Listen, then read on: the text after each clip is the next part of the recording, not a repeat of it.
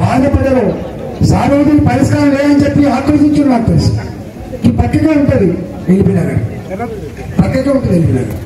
40 ఏళ్ళకి కట్టుకున్నారు. Same problem. ఇది పొరపోకు భూమి, ఇది గవర్నమెంట్ భూమి. సరే మీరంతా మాట్లాడండి, ఇది గవర్నమెంట్ భూమి పొరంపోకు భూమి అవకాశం నిజంగా అయితే మరి 40 ఏళ్ళుగా వీళ్ళు ఉంటున్నారు. ఈ సమస్యకు పరిష్కరించిన బాధ్యత ఎవరిది? ఎవరి ప్రభుత్వం కదా పరిష్కరించాలి కదా. చివరికి ఎప్పుడు పరిష్కరించడానికి వచ్చింది వాళ్ళు? ఆనాడు ఎన్నికలు వస్తే ప్రజల సమస్య పరిష్కరించడం దానికంటే కూడా ఓట్లనే ప్రేమైంది వాళ్ళకు. అక్కడ ఓట్లు కావాలి కాబట్టి వచ్చి పక్కన మీకు ఒక జీవో ఇస్తున్నా అని చెప్పిండు. దాని పేరు 118 జీవో.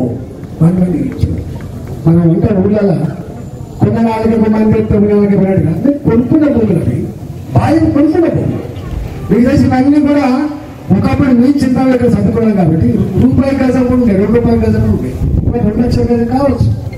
40 ఏళ్ల క్రితం అన్ని రకాల ఇంతకుముందు వాళ్ళు చెప్పారు అన్ని చూసుకోవాలి. వీళ్ళు ఎక్కడ డిస్ప్యూటెడ్ ప్రాపర్టీలో ఎంటర్ కాదు.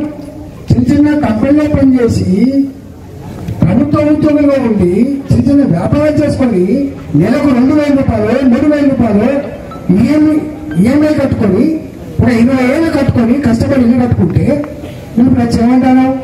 ఇది గవర్నమెంట్ పని, నీకు 118 జీవో ఇస్తా, నీకు గవర్నమెంట్ ఫ్రీ ఇచ్చినట్టుగా ఇచ్చింది.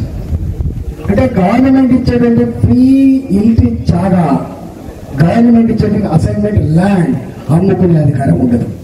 అంటే అక్కడ ఏమైపోయింది వెళ్ళినామో శాశ్వతంగా, అంటే కొన్నాళ్ళకి ఉందని చెప్తే కొన్నాళ్ళకి శాశ్వతంగా అక్కడ ఉన్న ఇల్లు అమ్ముకునేటువంటి ఆస్కారం లేకుండా చేశారు. ఇచ్చిన జీవో 118 ప్రభుత్వం ఇచ్చింది. అందువల్ల పోవాలి కావచ్చు చైర్మన్ గారికి. ఇవాళ దేశవ్యాప్తంగా వర్క్ భూములలో ఇట్లాంటి సమస్యలు ఉన్నాయి. బాగా సడన్ గా వచ్చింది. అసలు ఎట్లెత్తాం నాకు అర్థం కాదు. అసలు ఇక్కడ నేను కూడా దాంట్లో బాధితులు కొన్ని ఉన్నారు, నేను కూడా బాధితులు ఉన్నా. చెప్పు కూడా పడిపోతుంది. నా దేవరం జాబ్ నేను 92లో కూడా జాబ్ కొనుక్కున్నాను. 92లో జాబ్ కొనుక్కుంటే 2003లో 2004లో ఇది దేవాలయ ప్రమాణేసి పడేసింది. నేను ఎమ్మెల్యే నేను అంత ఊరంతా వచ్చి ఒకటే మనిషి చచ్చిపోతే ఎట్లతో నాకు తెలిసింది. అయ్యా 1600 ఎకరాల భూమి మాది దేవాలయ భూములు అన్నారు. మరి తీసానికి నేను ముఖ్యమంత్రి గారికి పోయినా. నేను ఒకటే మాట్లాడాను, సార్ మీరైతే మీ దగ్గర కనుక రికార్డ్స్ ఉంటే ఒక్క క్షణం కూడా ఉపయోగించకండి, తీసుకోండి. కానీ మీరు కాకపోతే సతాయించే పని చేయకండి.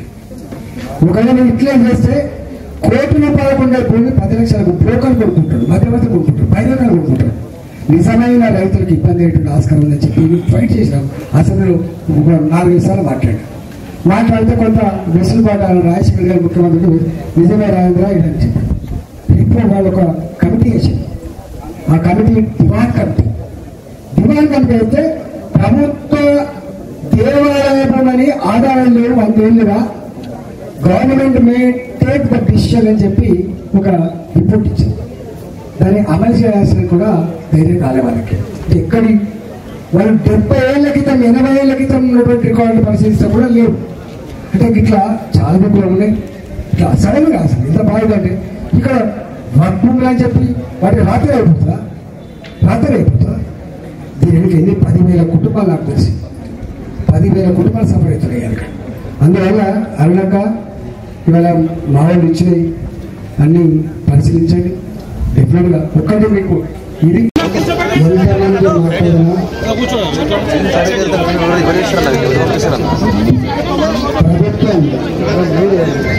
ప్రభుత్వాలు సమస్య వచ్చినప్పుడు ధ్యాస పెట్టి ఆ సమస్యకు పరిష్కరించే బాధ్యత ఉంటుంది.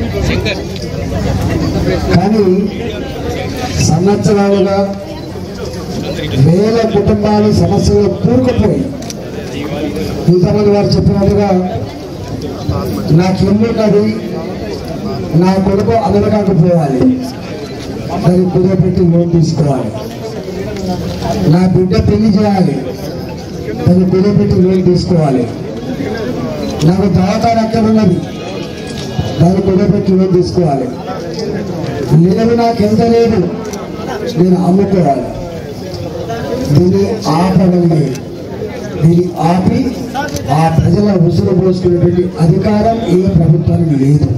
ఏ ప్రభుత్వానికి దీనిగా మాట్లాడుతున్నారు, పార్టీల పరంగా మాట్లాడుతున్నారు. ఇక్కడ రాజకీయాలకు కానీ పార్టీలకు కానీ సంబంధం లేదు. ఇది ప్రజల ఆక్రోశం, ప్రజల దుఃఖం, ప్రజల బాధని ప్రభుత్వాల దృష్టి తీసుకుపోయి దీన్ని పరిష్కారం చెప్పే బాధ్యత నీకు ఉందా లేదా అని మాత్రమే చేస్తాం. ఎవరి పీరియడ్లో అయింది ఇది?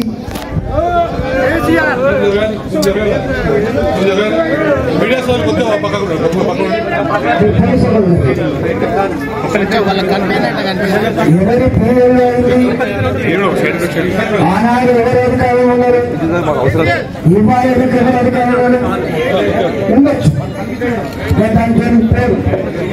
ఆనాడు ఎవరు ఉన్నారు. కానీ గవర్నమెంట్ ఇక్కడ పోలీస్ స్టేషన్ లో సిఐ గారు ఉన్నారు. కొత్త సిఐ గారు రాగానే పాత కేసుల పరంపర కొనసాగుతుంది కదా, పాత కేసుల పరంపర కొనసాగుతుంది. గవర్నమెంట్ అనేది కంటిన్యూస్ ప్రాసెస్. ఎవరు ముఖ్యమంత్రి ఉన్నారు, ఎవరు కలెక్టర్ ఉన్నారు, ఎవరు కమిషనర్ ఉన్నారు, ఎవరు స్టాంప్స్ అండ్ రిజిస్టర్ డైరెక్టర్ ఉన్నారు. ఇది కాదు, ఇది పంచాయతీ.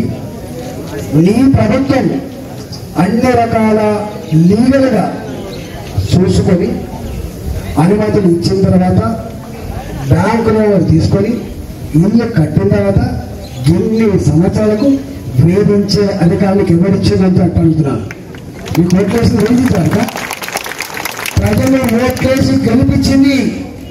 ప్రజలకు ఏమైనా సమస్యలు ఉంటే, బాధ ఉంటే పరిష్కరించమని చెప్పేసి తప్ప ప్రజలను వేధించే అధికారులకు ఎవరిచ్చిందని చెప్పి అడుగుతున్నా. అక్కడ మీరు చేసి ఏర్పడి మీరు తీసేది ధర్నా చేసి, ధర్నాకు నేను వచ్చిన ఎవరి చేసమంటే కాదు. కాకపోతే బాధ ఏంటంటే మా ఇల్లు కూడగొట్టే అధికారం, మా ఇల్లు గుంజుకునే అధికారం మీ చేసమ్మకు లేకపోవచ్చు కనుక. కానీ మాకిప్పుడు అవసరాలకు వాడుకోలేకపోతున్నాం. మేము కిరాయికులు ఉండరు. ఇవాళ హైడ్రా వచ్చిన తర్వాత ఇంకేమైపోయిందంటే ఎక్కడ ఏమవుతుందో, ఎప్పుడు వస్తుందో, ఎప్పుడు కూడగొట్టుతారో అంటే పిచ్చోని చేత వాయినట్టుగా ఫీల్ అవుతున్నాం. ఎందుకంటే ఇక్కడ అడుగుతుంది ఏంటంటే మరి ఈ వేదనే కాకుండా చివరికి కిరాయి ఉన్నాను కూడా లేరు. ఇలాగ మొత్తం డిస్ప్యూట్ దట ఏమైతే బాగా బాగుంది ఆస్కారం ఉంది. కాబట్టి మేము ఒకటే కోరుతున్నాం. నేను వ్యక్తిగతంగా మాట్లాడుతున్నాను, ఒక ముఖ్యమంత్రి విధంగా మాట్లాడుతున్నాను, ఒక ప్రభుత్వానికి విధంగా మాట్లాడుతున్నాను. కానీ ఇలాంటి సమస్య వచ్చినప్పుడు కూర్చోబెట్టి పరిష్కరించే సోయి లేకపోతే ఎట్లా అంటున్నాను నేను.